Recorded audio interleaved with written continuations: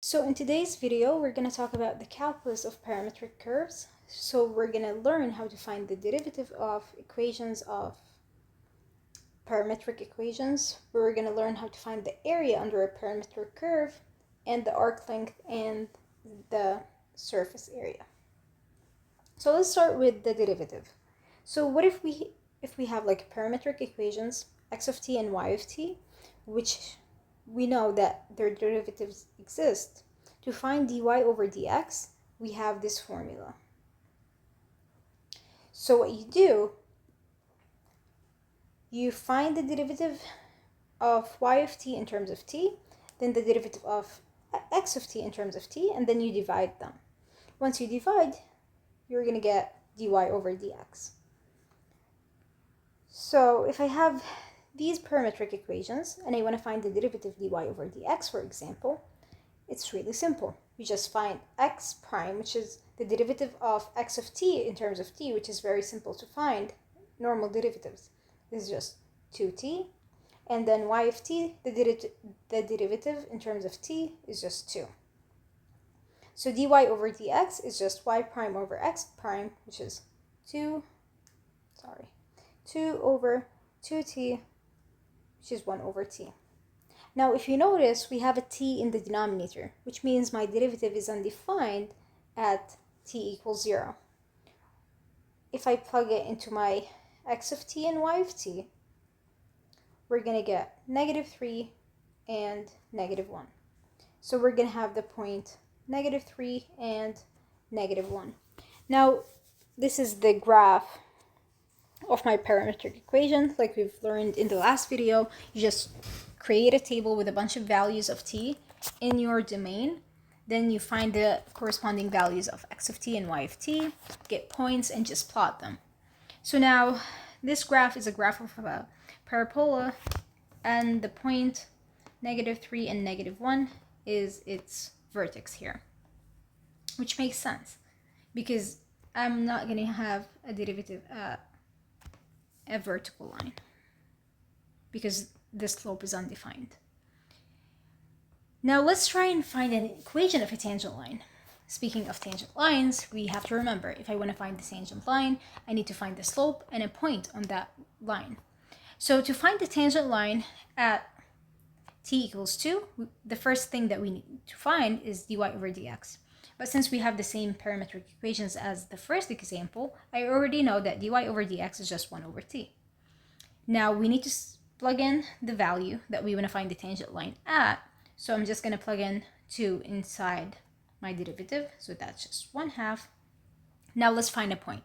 So to find the point, just plug in 2 into your x of t and y of t.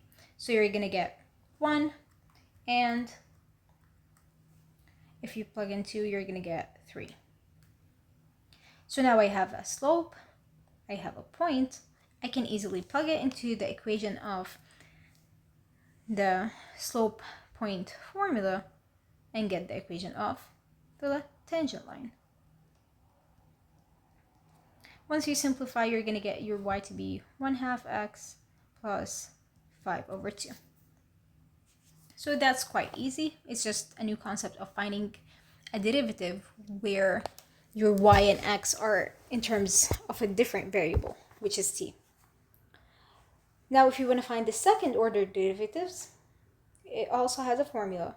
So the second derivative is just taking the second derivative in terms of x.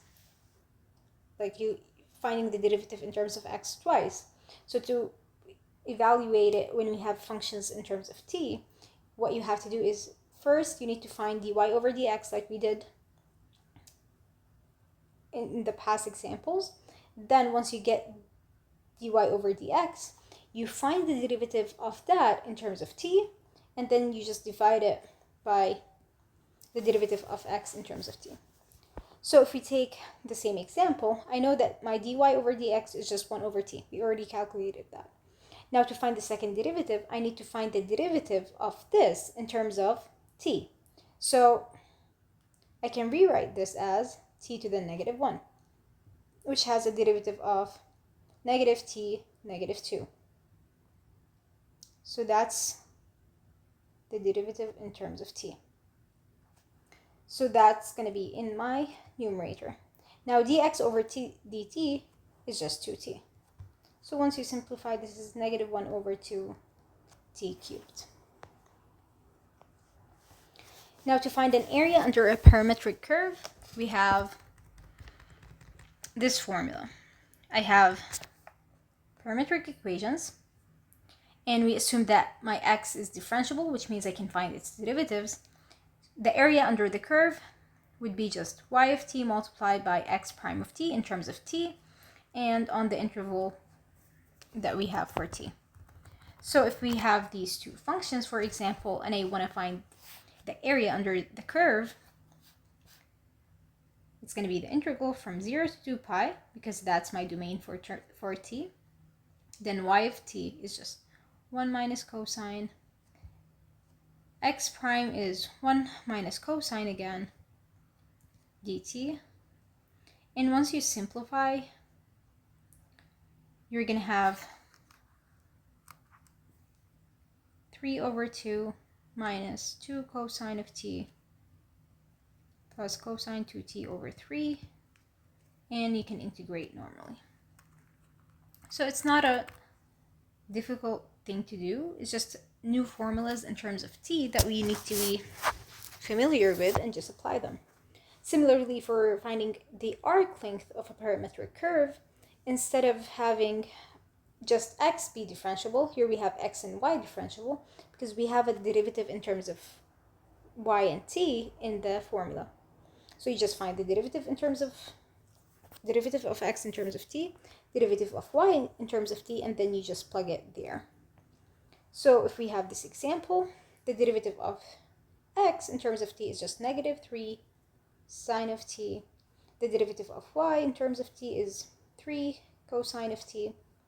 Now if we integrate from 0 to pi, applying the formula, this is the square root of negative 3 sine of t squared plus 3 cosine of t also squared.